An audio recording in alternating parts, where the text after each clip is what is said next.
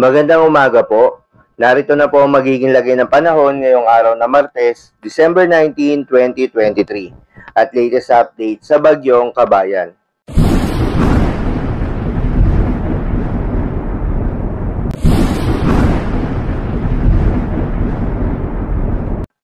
Ayon sa Pag-asa, itong si Bagyong Kabayan ay isa na lamang low pressure area at huling namataan sa vicinity ng Bukidnon at kumikilos sa direksyong northwestward sa bilis na 25 km per hour.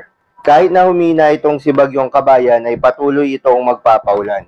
Samantala itong shear line at low pressure area, posible na magdala ng kalat-kalat na pag-ulan, pagkidlat at pagkulog dito sa area ng Mindanao, Visayas, sa may Mimaropa, Bicol Region, Aurora at Quezon. Kaya naman iba yung pag-iingat sa ating mga kababayan dahil sa mga banta ng pagbaha at pagguho ng lupa. Itong northeast monsoon naman o yung hanging amihan ay magdadala din ng maulap na papawirin na may kasamang pag-ulan sa may Cagayan Valley at Cordillera Administrative Region. Para naman sa Metro Manila at nalalabing bahagi ng ating bansa, asahan ng partly cloudy to cloudy skies na may mga tsansa ng mga pulu-pulong mahihinang pag-ulan. Para sa magiging track ni Bagyong Kabayan, kahit isa na lamang low pressure area itong si Bagyong Kabayan, yung natitira nitong sirkulasyon, inaasahang generally northwestward o west-northwestward habang binabaybay nito ang kalupaan ng ating bansa.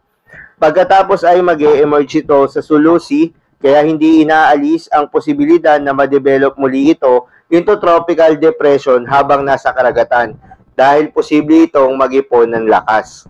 Afterwards, kapag muling lumakas itong si Bagyong Kabayan, inaasahan na posible itong mag-move across Sulu Sea, south ng Cagayan Silio Island. Then inaasahan nga na posible muli itong maglandfall sa central o hindi kaya naman sa southern portion ng Palawan ngayong umaga o mamayang hapon. Pagkatapos ay inaasahang posibleng daanan o lumapit si Bagyong Kabayan sa may Kalayaan Islands mamayang gabi o bukas ng umaga. Kahit humina na nga itong si Bagyong Kabayan, ayon sa Pag-asa ay meron pa ring nakataas na gale warning sa mga seaboards ng Ilocos Norte, Ilocos Sur, La Union, Pangasinan, Batanes, Cagayan kabilang ng Babuyan Islands, Isabela, northern and eastern coast of Northern Samar, Eastern Samar, Leyte, Southern Leyte, Bohol, Siquijor, Dinagat Islands, Surigao del Norte, Surigao del Sur, Davao Oriental, Aurora, Northern Quezon kabilang na ang Polillo Islands, Camarines Norte, Northern and Eastern coast of Catanduanes, Eastern coast of Albay, at Eastern coast of Sorsogon. Kaya naman pinag-iingat po ang ating mga kababayan na papalaot sa mga nabanggit na lugar. At kung maliit na sasakyang pandagat lamang ay huwag na pong pumalaot dahil magiging maalon hanggang sa napakaalon ng mga karagatan. So yun lamang po para sa lagay ng panahon ngayong araw ng Martes. Keep safe everyone.